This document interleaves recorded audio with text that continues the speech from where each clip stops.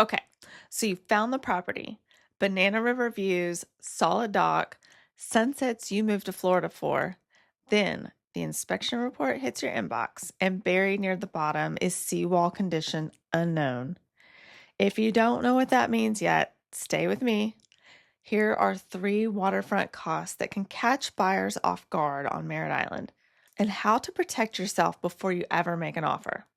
I'm Carrie Leota, a Space Coast realtor and a waterfront specialist.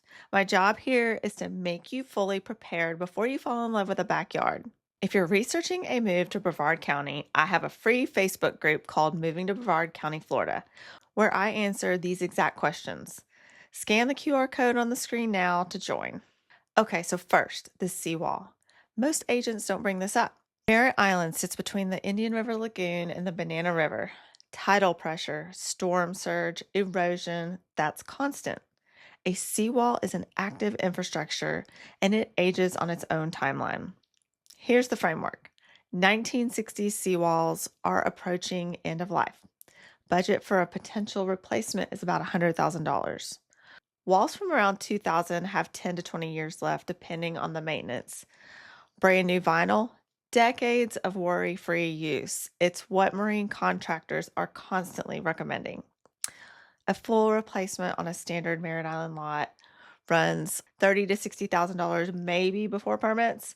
That's real money. But no maintenance records isn't a deal breaker. It's a negotiation point. Always ask for documented inspection history before you write the offer. Second, flood zones. Most buyers don't find out about this till after closing. FEMA just completed the first major revision to Brevard's flood maps in 25 years. Some properties outside flood zones for decades got reclassified.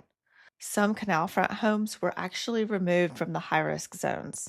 Two houses on the same street can carry completely different designations, and that difference can be $2,000 to $5,000 a year in flood insurance. Before any offer, I pull a FEMA map for the specific parcel. And if this home sits above the base flood elevation, an elevation certificate from a licensed surveyor can bring that premium down significantly.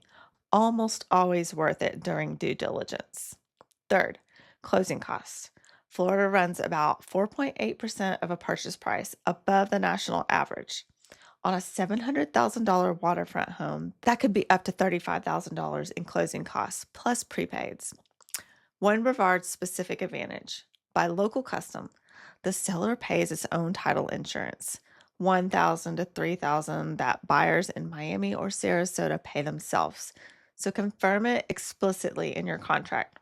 Seller concessions of $5,000 to $10,000 are not unusual on motivated listings, and comparing at least three loan estimates. Differences of about $2,000 to $5,000 in lender fees are super common. Real money left on the table if you don't shop. Okay, seawall generation. Current flood zone, full carrying cost picture. These need to be a part of your conversation before you fall in love with that view. And that's exactly what I walk my buyers through. So join my Facebook group. It's called Moving to Brevard County, Florida. Just scan the QR code on the screen right now. And I will see you in the next video.